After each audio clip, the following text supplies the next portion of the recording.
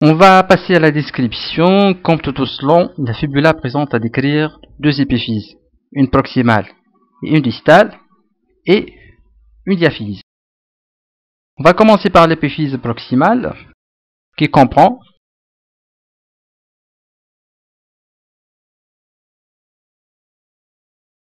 voilà. Donc l'épiphyse proximale qui comprend une tête et un col.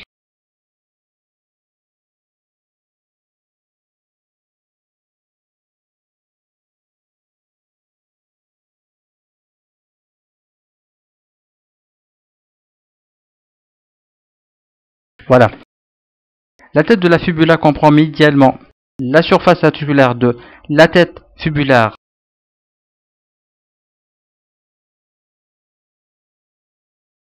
qui répond à la surface fibulaire du tibia.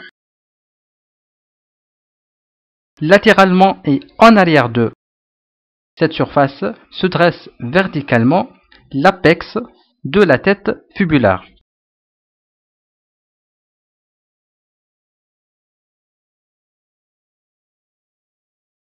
On a ensuite le col qui relie la tête à la diaphyse. La particularité du col de la fibula, c'est qu'il est cravaté par le nerf, celui-là, il est cravaté par le nerf fibulaire commun.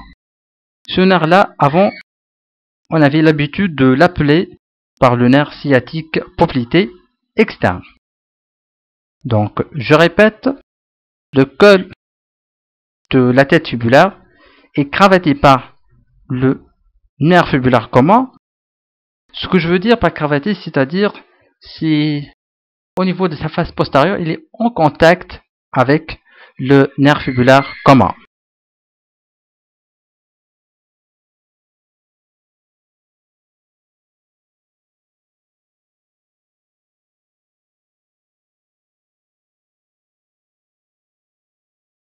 On va passer maintenant à l'épiphyse distale.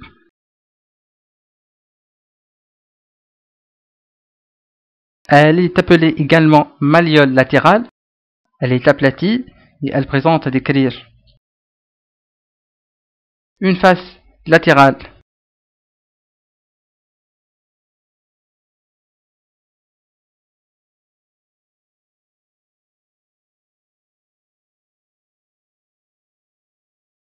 qui est marquée en arrière par le sillon malléolaire latéral.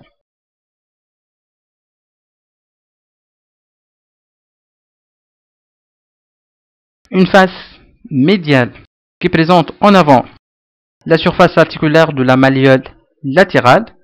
En arrière de cette surface articulaire se trouve la fosse malléolaire. On a ensuite un bord antérieur, un bord postérieur et un apex. Concernant les diaphyses, ici c'est le problème. Certes, si on fait attention, on peut distinguer trois faces et trois bords. C'est-à-dire, il y a une face postérieure, médiale, latérale, et trois bords. Un bord antérieur, un bord postérieur, un bord médial. Mais, vu qu'il est difficile de distinguer ces différentes faces, ces bords, on tend à dire tout simplement que la diaphyse est tordue autour de son axe. On n'est plus emmené à distinguer ces différentes faces et bords. C'est juste, on dit que la diaphyse est tordue autour de son axe. Pour terminer, je vais juste vous dire une information. Vous allez entendre parler lorsque vous allez faire votre stage d'orthopédie. Ce qu'on appelle la fracture de maison neuve. C'est une fracture qui associe une lésion malléolaire interne, c'est-à-dire une fracture de la malléole médiale du tibia, mais également un trait de fracture sur le col de la fibula.